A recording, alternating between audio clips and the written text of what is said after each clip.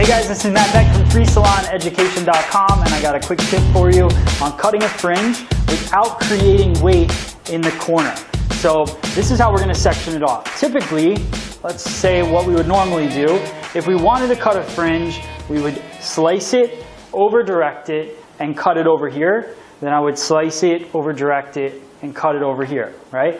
And as I work my way through the head, what's going to happen is, as I keep over-directing hair over there, I'm pushing an extra amount of weight right here in the corner. So we want to work on the round of the head. So we've talked before about head shape and why it's important. So I want to show you this little line here. I want to take out just the hairline. And you can see already, this is on a curve. So the angle that I'm creating, if I take this hair and I over-direct it here, and then I take this hair from this edge corner and I over-direct it here, these are two different angles, because this is straight out of the head here, and this is straight out of the head here. So I'm over-directing this really far. And when I do that, I push extra weight into this corner. So the key to cutting the perfect fringe, the perfect side fringe, is to take the hair. And Drea's growing this out a little bit, so I told her I wouldn't cut too much. But we're going to take, and we're just going to clean this up. You can see all this hair is dead. This is on camera, so I got proof. And we're going to take, this is the edge directly parallel to the parting, and I'm going to cut that. Then I'm going to work my way around the round of the head and cut. Then when I go to grab this hair here, I'm not going to over-direct it all the way. I'm going to over-direct it straight out from where it lives. I'm using the loose teeth of the comb so I don't have a lot of tension in there. And I'm going to cut that where it lives. You can see it's still a side fringe, but it's not as heavy. It's not pushing as much weight. Now I'll take another section down, following that round of the head again.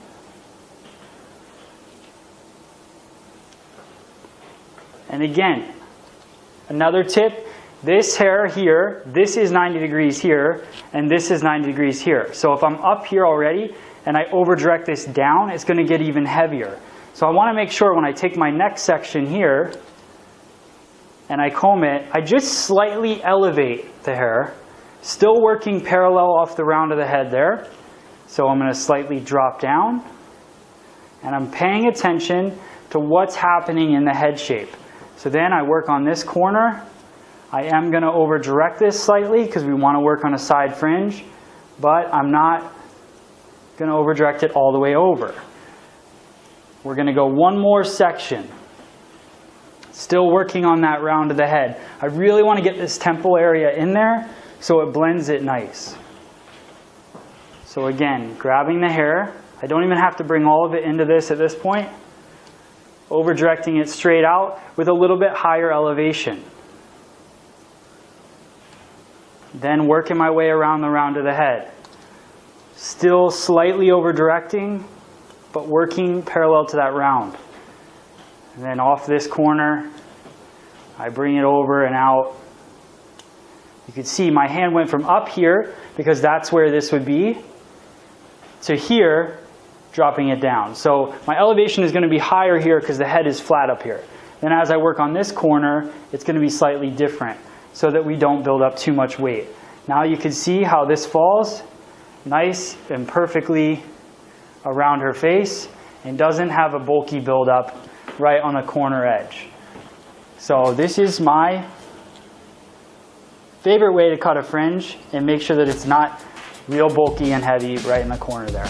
Hope you guys enjoyed this video. Follow us on FreeSalonEducation.com, where we have more free videos for you guys. We love hairdressers out there, so follow us Facebook, Free Salon Education, and also subscribe to us on YouTube. Thanks guys.